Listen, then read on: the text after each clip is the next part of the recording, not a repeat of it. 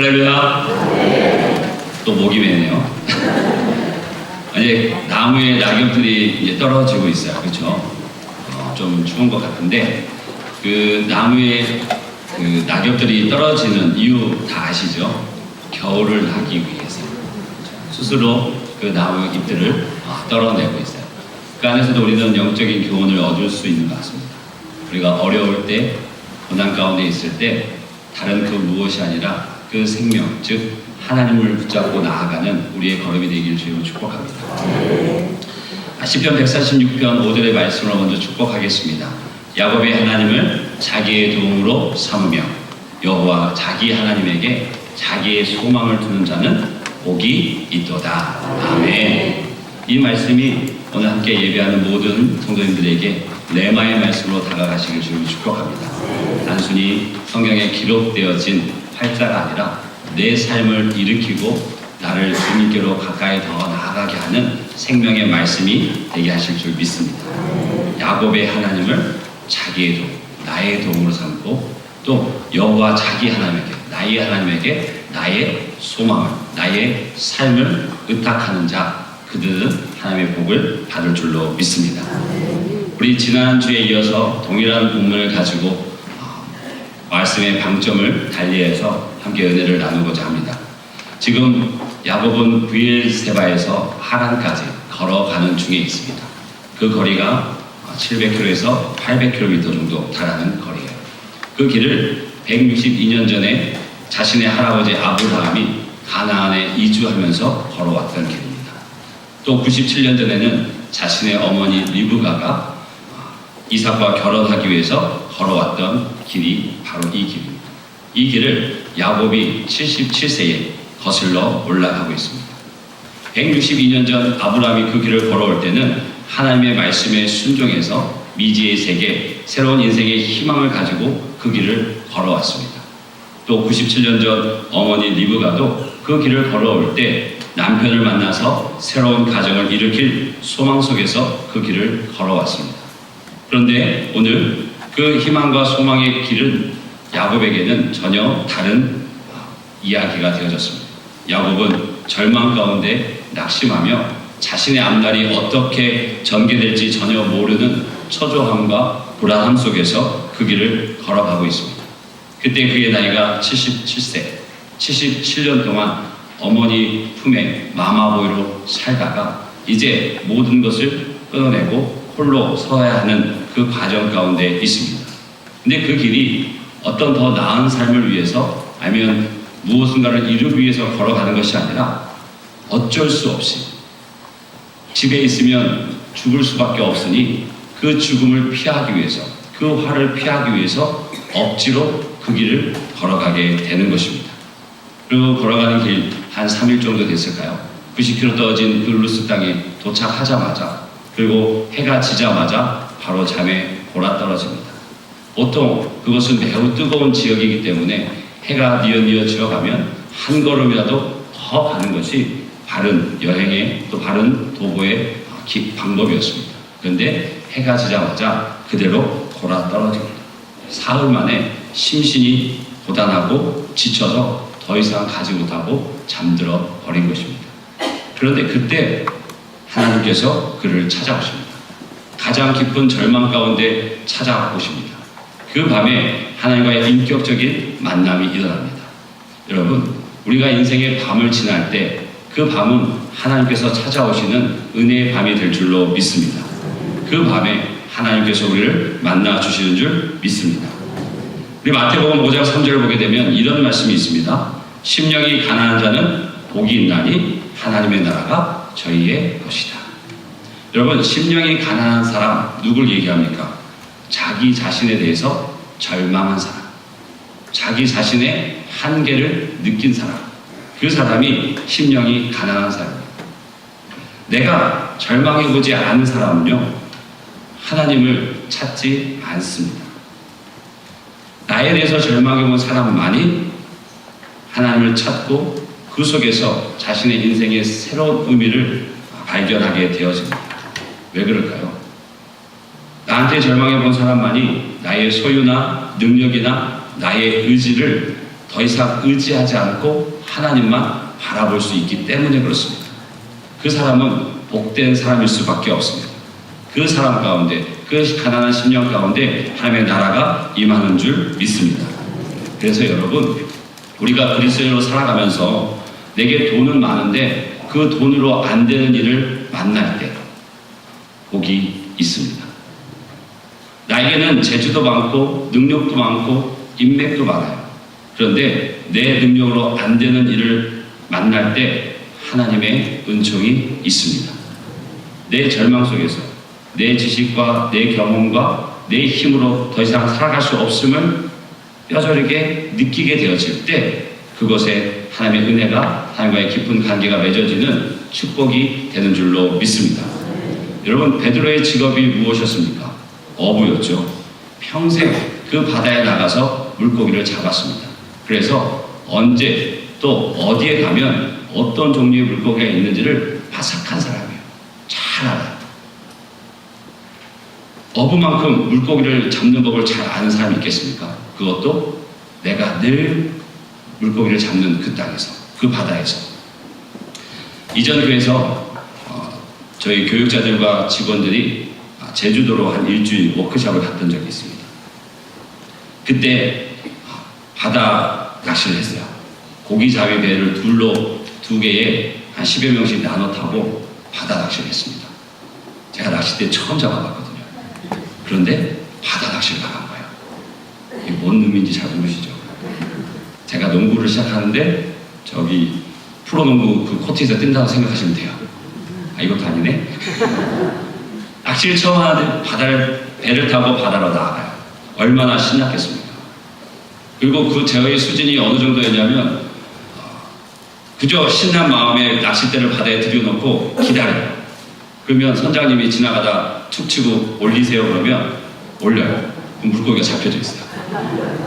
그런 수준이었어요. 그리고 그렇게 올려져서 물고기 잡으면 너무너무 신나죠. 기쁘죠. 근데 또 어느 한 포인트에서 물고기를 잡고 또 옮기세요. 그리고 그곳에서도 배 이쪽에서 던지세요.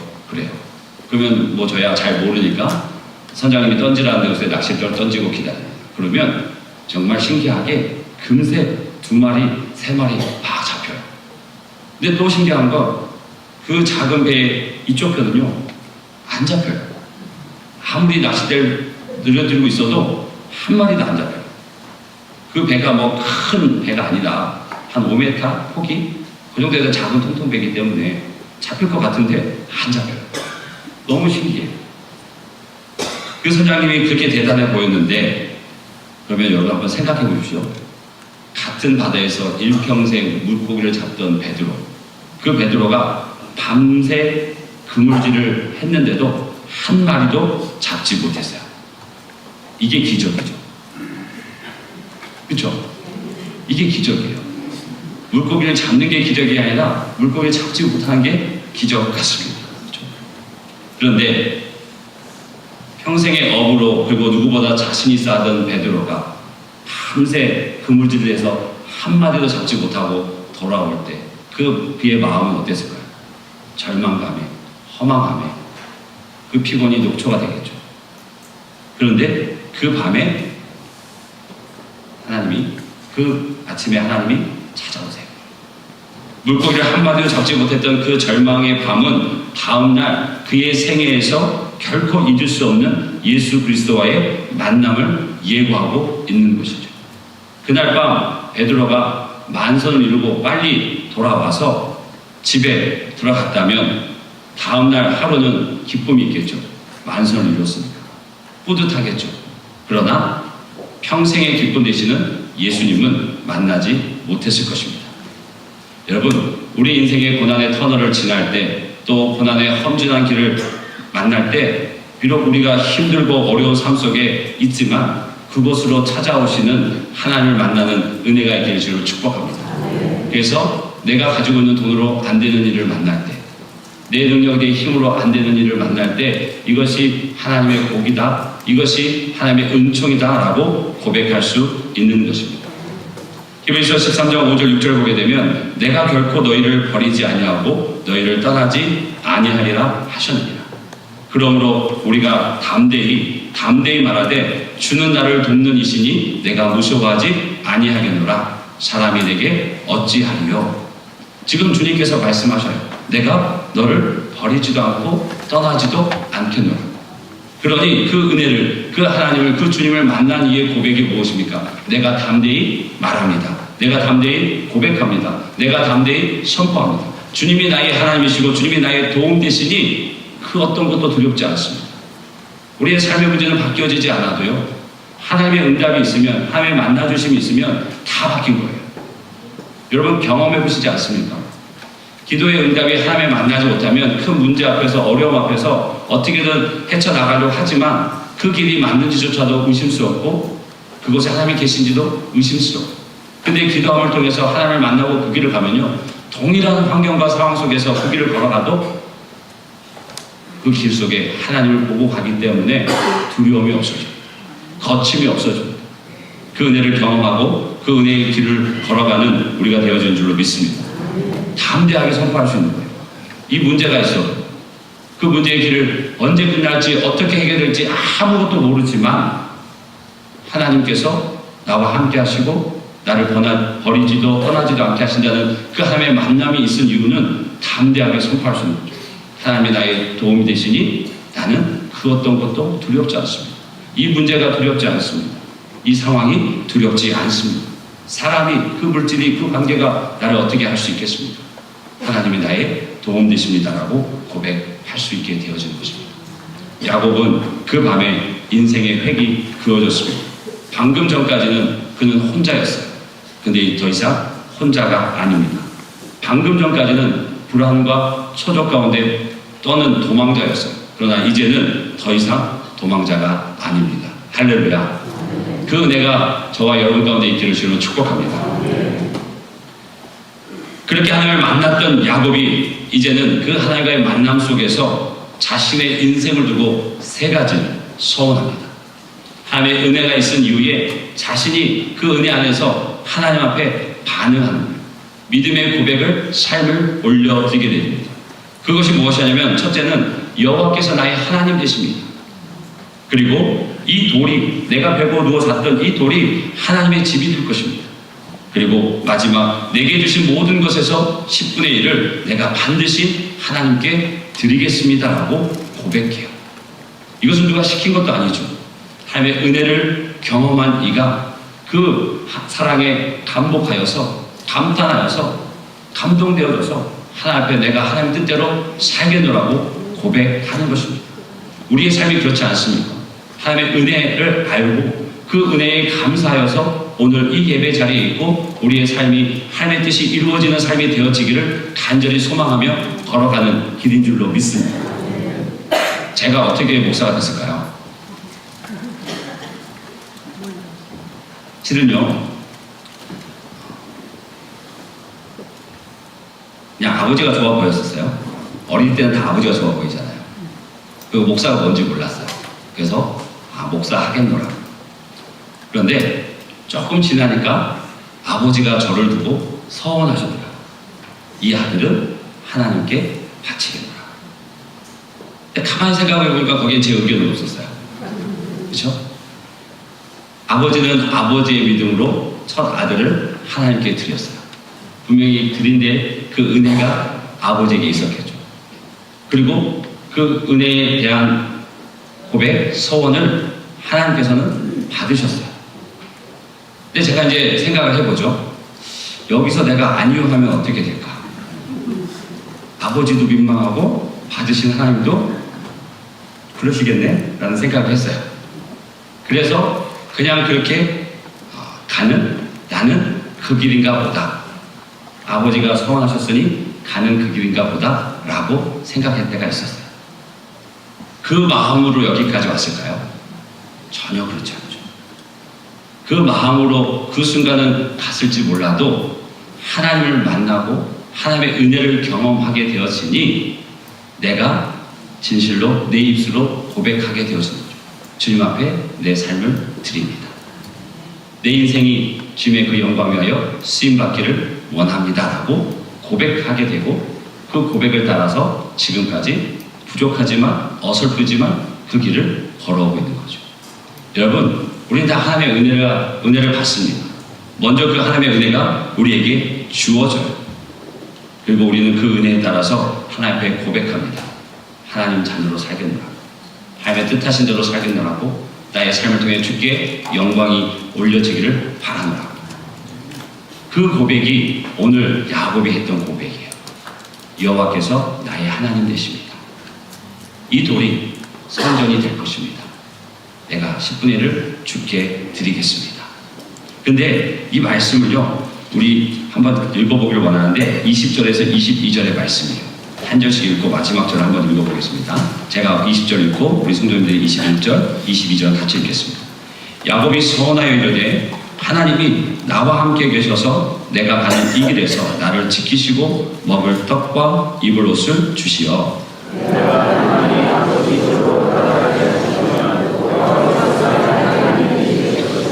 같이 읽습니다. 내가 기둥으로 세운 이 돌이 하나님의 집이 될 것이요 하나님께서 내게 주신 모든 것에서 10분의 1을 내가 반드시 하나님께 드리겠나이다 하였더라. 아멘.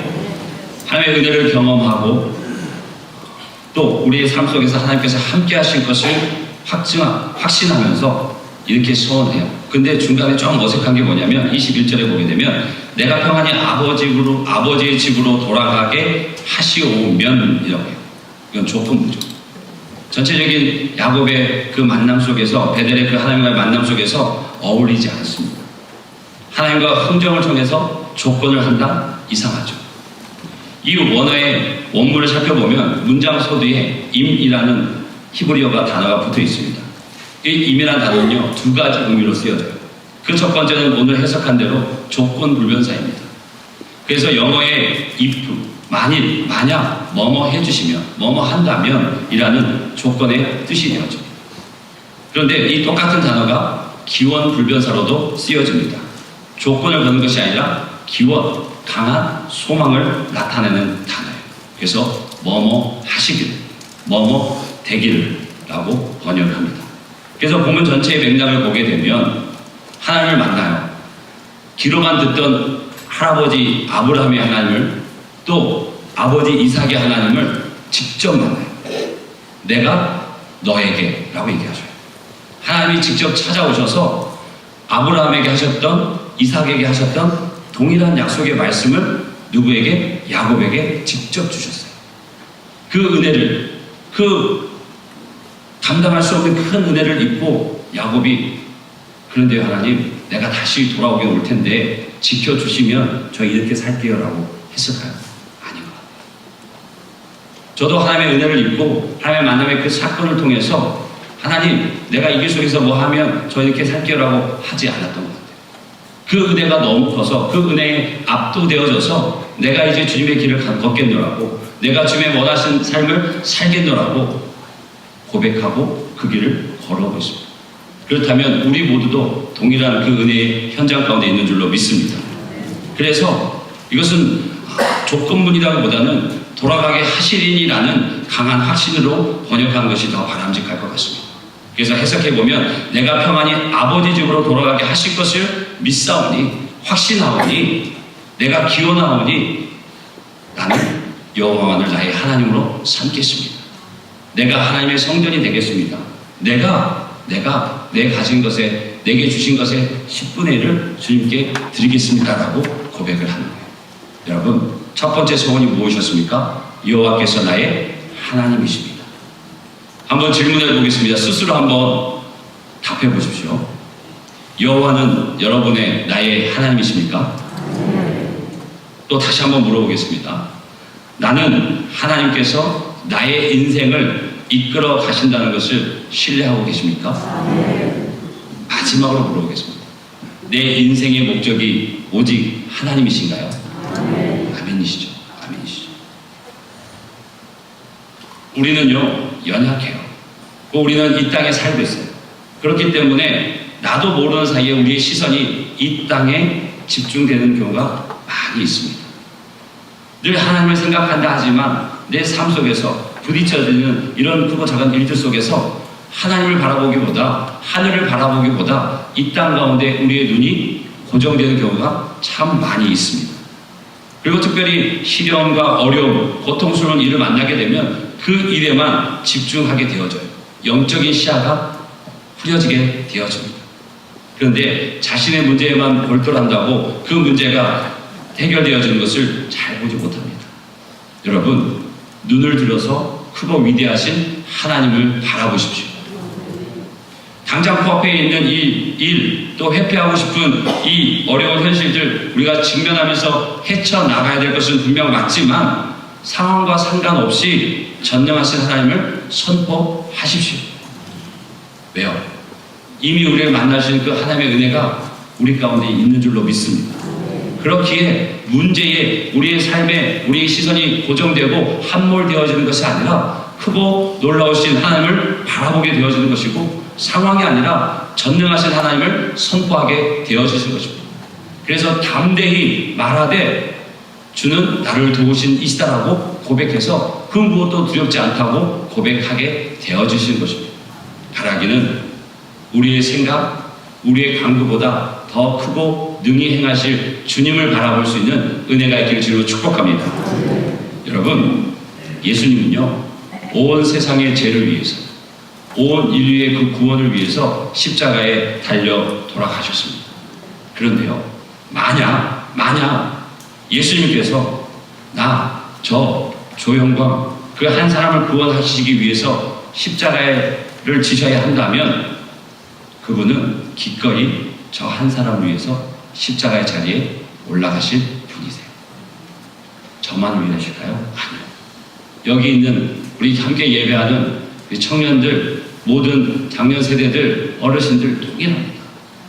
하나님께서, 예수님께서 나 한 사람을 위해서 십자가에 지셔야 한다면 그 길을 거부하시지도 주저하시지도 않아요. 기꺼이 십자가의 그 길을 걸어 가시는 분이십니다. 그 하나님이 우리와 함께 하시는 줄 믿습니다. 그 하나님이 야곱을 만나주셨고, 그 하나님이 베드로를 만나주셨고, 그 하나님이 우리를 만나주신 줄 믿습니다. 그래서 우리의 인생은 이전의 인생이 아니에요. 예전의 인생이 아니에요. 하나님 안에서 새로워지고 우리의 삶은 새로워지는 줄로 믿습니다. 그래서 우리 입술의 고백은 예수님의 당부와 같이 되어질 거예요. 내 마음을 다하고 목숨을 다하고 뜻을 다하여 주 너의 하나님을 사랑하라. 이게 우리의 삶의 걸음입니다. 무엇을 다하여? 마음을 다하고 뜻을 다하고 목숨을 다해서 하나님을 사랑하는 것입니다. 이게 억지로 될까요? 억지로 되나요? 억지로 안 돼요. 하나님의 은혜가 임하면요, 돼요. 그러고 싶은 마음이 생겨져요. 그 은혜가 우리 가운데 채워지길 주여 축복합니다.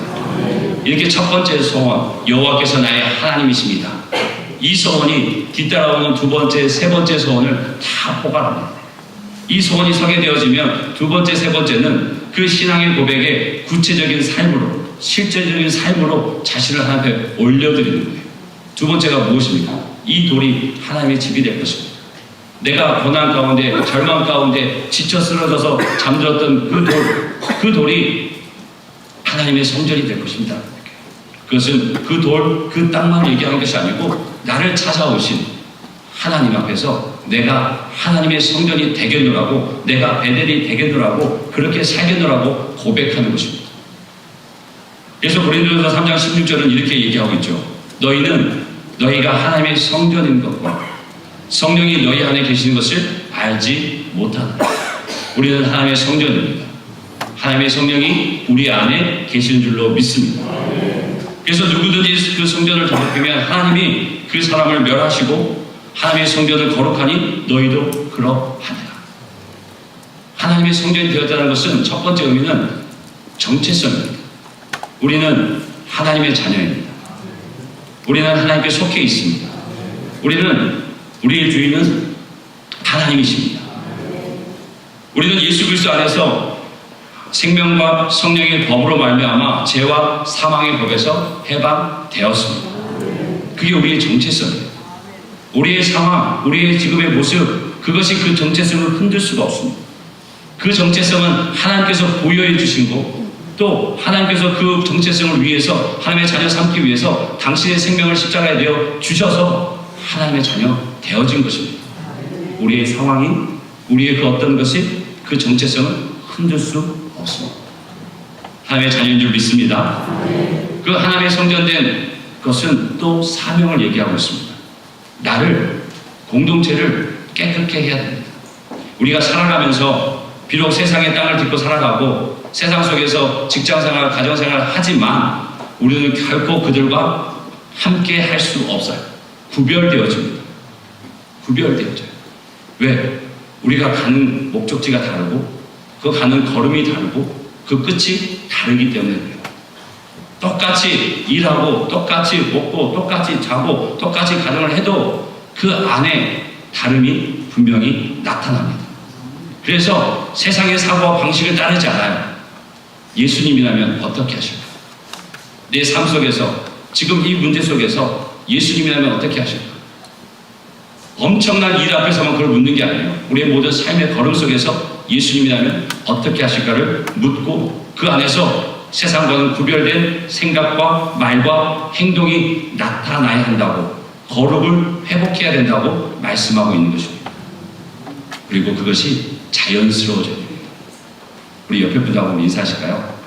권사님이, 장로님이, 집사님이 하나님의 성전이십니다.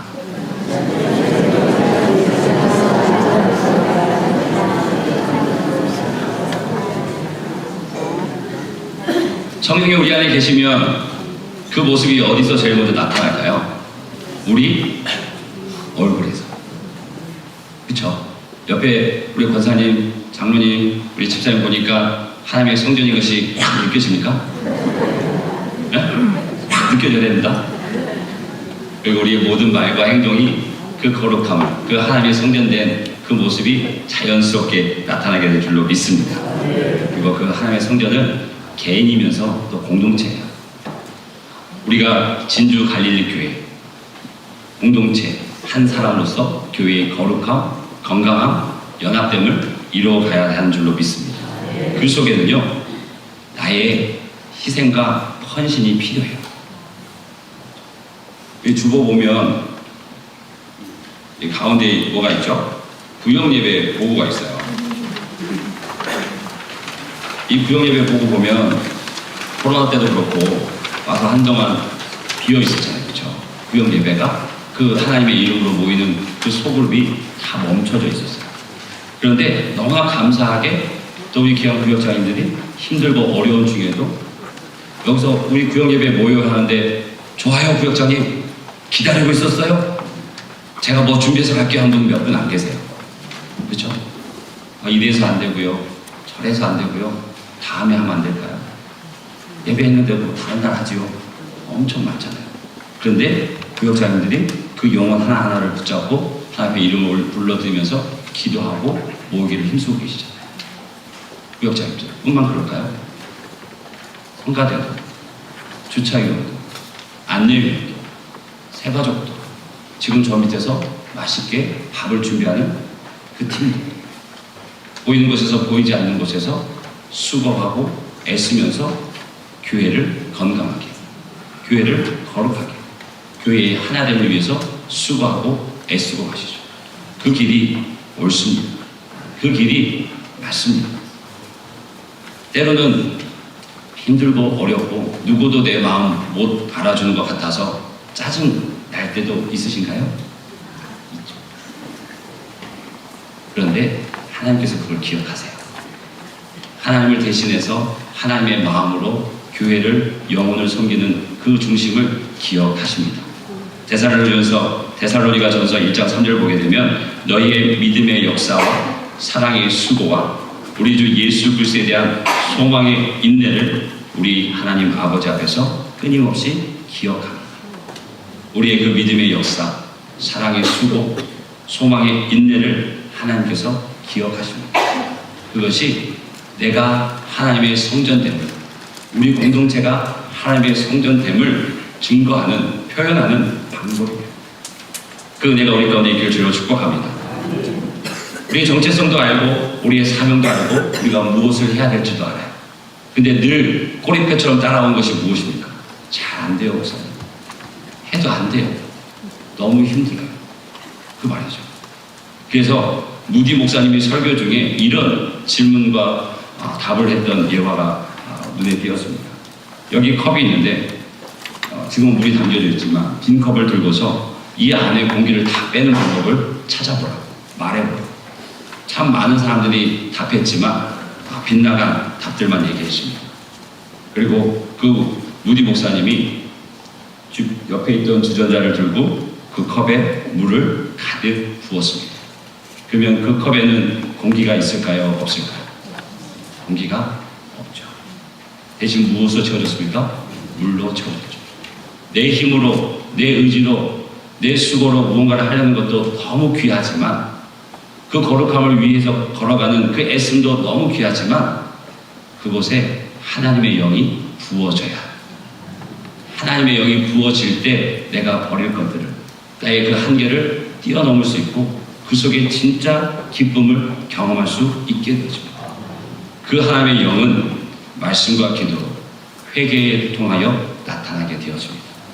그래서 정말 은혜 안에서 수고하고 섬기시는 분들은요, 그 말뜻을 아실 거예요. 힘든데 힘들지 않아요. 이게 뭔 말인가 하는 표정이시나요? 힘든데 힘들지 않아요. 몸은 힘들어요. 몸은 힘들죠. 몸은 힘든데 마음이 기뻐요. 나의 그 작은 헌신과 희생을 통해서 성도들이 기뻐하는 것은 물론이고 하나님께서 기뻐하실 것 생각하니 그 힘듦이 아니에요. 그 은혜가 우리 가운데 있길 주로 축복합니다. 마지막으로 하나님께 11조 드리겠다고 고백합니다. 이게 무슨 의미입니까? 모든 것이 하나님께로부터 왔음을 고백하는 거예요. 꽤 많은 야곱이 앞으로 내게 무엇이 주어지든지 내 능력으로 얻은 것이 아니라 그 모든 것이 하나님께서 주시는 은혜임을 고백하며 살겠다는 거예요. 여러분, 하나님이 뭐가 부족해서 모자라서 달라고 하실까요? 절대 그렇지 않습니다. 하나님은요, 부족함이 없으신 분이에요. 그러면 하나님이 조금 우리 사람으로 비교해서 조금 골탕 먹이려고 우리한테 주고 너 요만큼 나 줘, 그리고 내가 너 볼 거야, 그렇게 하시는 분일까요? 그렇지 않아요. 하나님이 이미 우리에게 은혜를 다 부어주셨고요, 그 은혜에 감사해서 우리의 반응이 나오는 거예요. 우리가 누군가에게 큰 은혜를 받으면 어떻게 합니까? 감사합니다 하게 되어주죠. 또 마음을 담아서 작은 선물도 하게 되어주죠. 그것이 이상한 건가요? 억지로 한다면 그것은 선물이 아니고 감사가 아니죠. 근데 하나님이 우리에게 다 주셨어요. 그래서 야곱이 그 주신 것을 내가 감사함으로 하나님의 것임을 고백하며 살겠습니다라는 것이 10분의 1을 하나님께 드리는 거예요. 누가 이 일을 시작했죠? 아브라함이, 그 할아버지 믿음의 조상이 10의 1을 하나님께 드렸잖아요. 야곱도 그렇습니다. 신명기 8장 17절 18절을 보게 되면 그러나 내 마음에 이르기를 내 능력과 내 손의 힘으로 내가 이 재물을 얻었다 말할 것이라. 그런데 하나님 여호와를 기억해라. 하나님께서 내게 재물 얻을 능력을 주셨다. 하나님께서 재물 얻을 능력도 주시고 재물도 주신 거예요. 왜 굳이 재물만 얘기하나? 재물 앞에서 제 마음이 약해지니까. 하나님께 우리 인생을 주셨으니 그 인생의 일부를 떼어서 하나님께 드리는 거예요. 시간을 드리고 우리의 몸을 드리고 우리의 물질을 드리는 거예요. 헌물이 되어서 은혜에 감사해서. 그것은 내가 가진 그 무엇을 의지하지 않겠다는 신앙의 고백입니다. 하나님 한 분만으로 충분하다는 고백입니다. 하나님은요, 전혀 그거 필요하지 않으세요. 그것을 하나님께 어떤 무언 것을 영향을 조금도 미치지 않으세요. 하나님은 그저 당신이 베푼 사랑에, 은혜에 감사하는 그 자녀들을 더 이뻐하시고 기뻐하시는 것뿐이에요. 바라기는 우리의 삶이 또 주 앞에 드려야 되는 그 물질조차도 하나님의 은혜에 감사해서 기쁜 마음으로 드려지고 그 은혜를 더 회복되어지는 우리의 삶이 되어지길 주여 축복합니다. 하나님은 영원히 성실하세요. 그 그 하나님을 신뢰하십시오. 그분을 겸손히 사랑하십시오. 하나님이 돌보실 것입니다. 여호와께서 나의 하나님 되심을 고백함 속에 내가 하나님의 성전됨을, 정체성을, 사명을, 내가 할 일을 찾고 그 속에서 그 입술의 고백을 드러내는 거죠. 또 내게 주신 것을 하나님의 은혜임을 알아서 드리는 것이 여호와께서 나의 하나님 되심을 나타내는 모습입니다. 바라기는 이런 은혜의 모습이 우리 가운데 가득하기를 주님을 축복합니다. 야곱이 가장 절망스러운 순간 하나님께서 그를 찾아와 주셨어요. 바로 그때 야곱을 찾아오셔서 인격적으로 만나 주셔서 야곱을 위로해 주시고 격려해 주시고 새로 세워 주셔서 이전의 야곱이 아니라 새로운 인생, 새로운 야곱으로 그 삶을 열어가게 해주셨어요. 왜 성경이 왜 야곱을 그 이야기를 적어두어서 수천 년 전에, 수백 년 전에 그리고 우리에게 읽혀지게 하고 왜 그걸 통해서 생각하게 할까요? 그 하나님이 우리 하나님입니다. 내가 지금 너를 만나겠다고 얘기하시는 거예요. 지금 어려운 이 순간, 절망의 그 순간이 하나님을 만날 타이밍이라고 말씀을 하시는 겁니다. 바라기는 우리의 삶 속에 그 은혜가, 그 믿음이 회복되어지길 주님으로 축복합니다. 하나님이 나의 하나님 되시고 나의 인생길 가운데 함께 동행해 주시고 우리의 삶의 목적은 하나님이십니다. 그것이 우리 가운데 분명히 세워질 때 하나님을 통해서 또 우리 안에 주의 기쁨이 가득히 되어질 줄로 믿습니다. 우리 이 시간 함께 찬양하며 주님 앞에 더 간절히 나아가겠습니다.